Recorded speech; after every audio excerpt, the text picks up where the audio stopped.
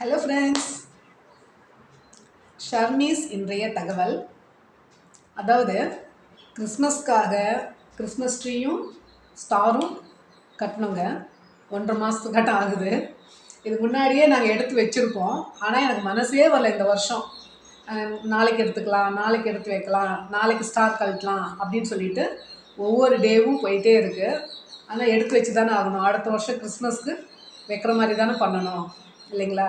ஆனால் மனசு வரமாட்டேங்குது. இது வைக்கிறதுனால ஒரு ஹாப்பினஸ்ங்க, வேறு ஒன்றும் இல்லை.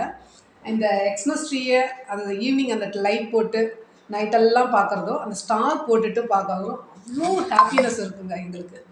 சரிங்களா? அதாவது இப்போ விட சின்ன வயசில் ஸோ ஹாப்பியாக இருக்குங்க. அப்போ எங்கள் டேடி ஸ்டார் வாங்கிட்டு வந்துட்டு கட்டுவாங்க பாருங்கள். கட்டிட்டு அந்த லைட்டு யார் போடுறது, அந்த ஸ்டார் லைட்டை யார் ஆன் பண்ணுறது அப்படின்னு சொல்லிட்டு அவ்வளோ ஒரு போட்டியாக இருக்கும்.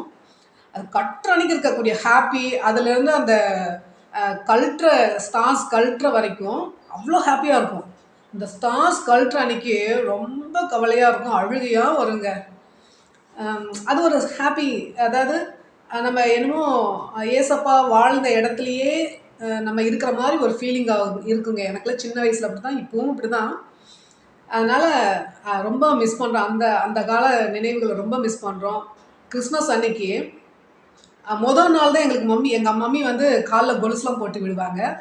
கிறிஸ்மஸ் அன்னைக்கு வந்துட்டு புது ட்ரெஸ் போட்டுட்டு அந்த ஜுவல்லெல்லாம் போட்டு விடுவாங்க. ஜுவல்லெல்லாம் போட்டுட்டு சர்ச் போவோம். அப்படி ஒரு ஹாப்பியாக இருக்குங்க. பசியெல்லாம் மறந்து செம்ம ஜாலியாக இருக்கும். அந்த காலம், அந்த நினைவுகள் இப்போ எல்லாம் சுட்டு போட்டாலும் வராதுங்க. ஏன்னா அவ்வளோ அடி வாங்குவோம் பேரண்ட்ஸ் கிட்ட. அம்மா கிட்டலாம் செம்ம அடி வாங்குவோம், நினச்சதுக்கு அடி வாங்குவோம். ஆனாலும் அந்த காலம் பாருங்கள் ரொம்ப ஹாப்பியாக இருந்தது. இப்போ நம்மளை அடிக்கிறதுக்கு திட்டுறதுக்கு ஆட்கள் இல்லை. ஆனாலும் அந்த நினைவுகள், அம்மாவோட கண்டிப்பு பாசம், அப்பாவோட கண்டிப்பு பாசம், அதெல்லாம் மிஸ் பண்ணுறோம். இந்த மாதிரி விஷயம் இப்படி வச்சு இதில் தான் அதெல்லாம் பார்த்து கொஞ்சம் மறந்து இருக்கும். நான் இன்றைக்கி வந்துட்டு எக்ஸ்மஸ் ட்ரீ எடுத்து வச்சிடலாம் அப்படின்னு சொல்லிட்டு இருக்கேன். ஓகே, ரொம்ப சோகமாக தான் எடுத்து வைக்கிறேன்.